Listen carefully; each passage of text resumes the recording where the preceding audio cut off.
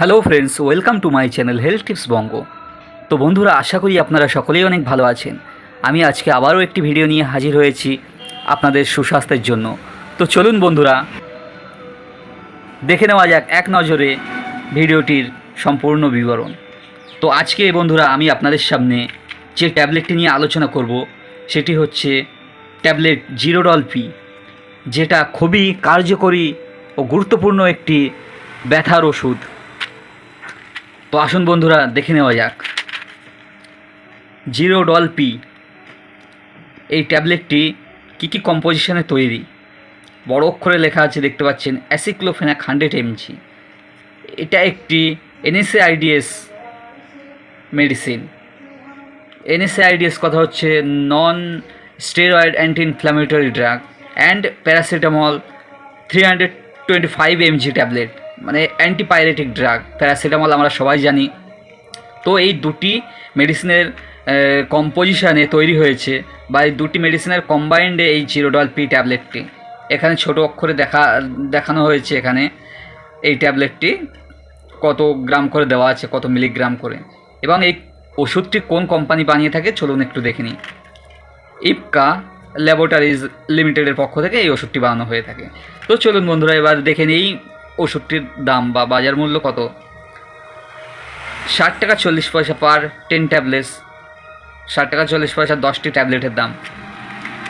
তো বন্ধুরা, এই ওষুধটি আপনি যে কোনো ওষুধের দোকানে বা ফার্মেসিতে অনায়াসেই খোঁজ করলে পেয়ে যাবেন। তো আজকে সবার প্রথমে জানবো এই ওষুধের ব্যবহার। এই ওষুধ বহুত বা অনেক ক্ষেত্রে আমাদের ব্যবহার করা হয়ে থাকে। আপনার যে কোনো ধরনের ব্যথা, এক কথায় বলা যায়। এবার একটা একটা করে বলতে হয়।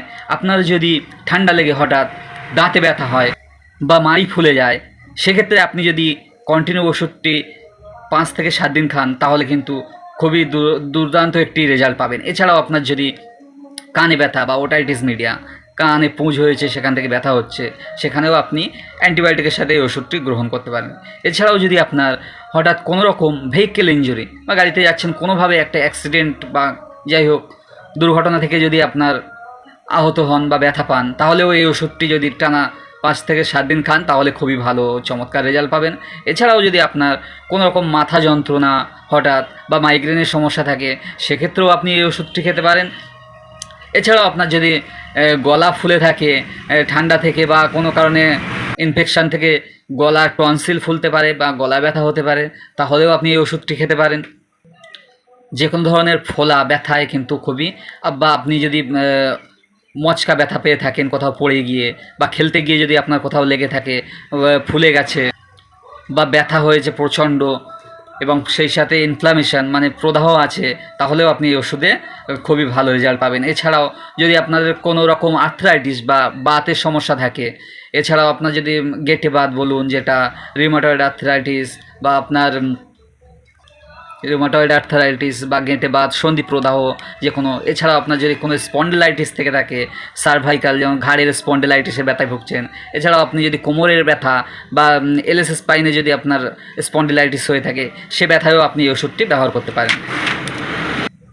তো বন্ধুরা, এক কথায় আমার বলা চলে, আপনার যে কোনো ধরনের ব্যথায়, আপনার শরীরে যে কোনো ধরনের ব্যথা, ফোলা, আঘাত লাগায়, আপনি চোখ বুজে এই ওষুধটি গ্রহণ করতে পারেন। এই ওষুধটি বাচ্চাদের ক্ষেত্রেও পাওয়া যায়, এটা সিরাপ আকারে পাওয়া যেতে পারে।